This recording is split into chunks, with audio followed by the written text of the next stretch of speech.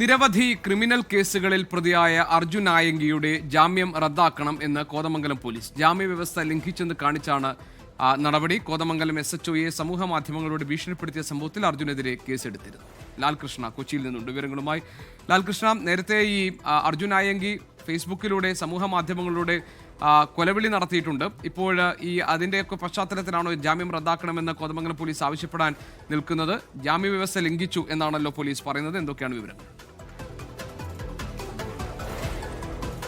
അതെ, ജികെ പറഞ്ഞ പോലെ നിലവിലുള്ള ജാമ്യവ്യവസ്ഥയിൽ പ്രധാനപ്പെട്ട കാര്യങ്ങളൊന്നും പറയുന്നത് ക്രിമിനൽ കുറ്റകൃത്യങ്ങളിൽ ഏർപ്പെടരുത്, സാക്ഷികളെ സ്വാധീനിക്കരുത്, സംസ്ഥാനം വിട്ടു പോകരുത്, ഇതോടൊപ്പം 2 ആൾജാമ്യം ബോണ്ടും വേണം എന്നിവയായിരുന്നു.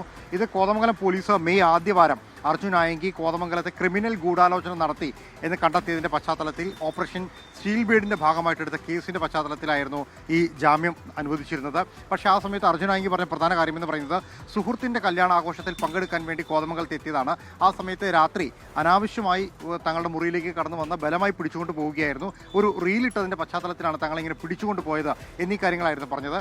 ഇതിന് പിന്നാലെ കോടതി ജാമ്യം അനുവദിച്ചതിനെ തുടർന്ന് അദ്ദേഹം നാട്ടിലേക്ക് പോവുകയും ചെയ്തു. തൊട്ടു പിന്നാലെയാണ് കോതമംഗലം SHO പ്രദീപിനെ കുറ്റക്കാരനായിക്കൊണ്ട് അല്ലെങ്കിൽ പെൻഷൻ വാങ്ങി ജീവിക്കാൻ കഴിയും എന്ന് നീ വിചാരിക്കേണ്ട, ഞാൻ ചത്താലും അത് നടക്കാൻ പോകുന്നില്ല എന്നെല്ലാം ചൂണ്ടിക്കാണിച്ചുകൊണ്ട് ഒരു സോഷ്യൽ മീഡിയ പോസ്റ്റ് ഇട്ടത്.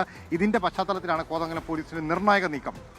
അതായത് IT ആക്ടും ക്രിമിനൽ ഗൂഢാലോചന അടക്കമുള്ള കാര്യങ്ങൾ ചുമത്തിക്കൊണ്ടാണ് നിലവിൽ കോടതി ക്രിമിനൽ ഗൂഢാലോചന അടക്കമുള്ള കുറ്റകൃത്യങ്ങളാണ് ഇയാൾക്കെതിരെ ചുമത്തിയിട്ടുള്ളത്. ഇത് സംബന്ധിച്ച് FIR നേരത്തെ ഇട്ടിരുന്നു.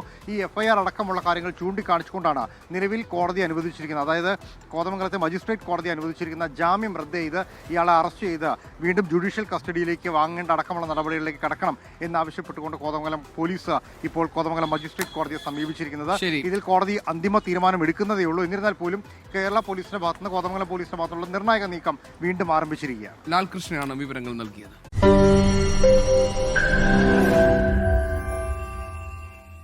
ലോകത്തെവിടെയായാലും ഏത് സമയത്തും 24 വാർത്തകളും ഓഗ്മെന്റഡ് റിയാലിറ്റി പാക്കേജുകളും എക്സ്പ്ലെയിനറുകളും വിശദമായി കാണാൻ ഞങ്ങളുടെ YouTube ചാനൽ നിങ്ങൾക്ക് സബ്സ്ക്രൈബ് ചെയ്യാം.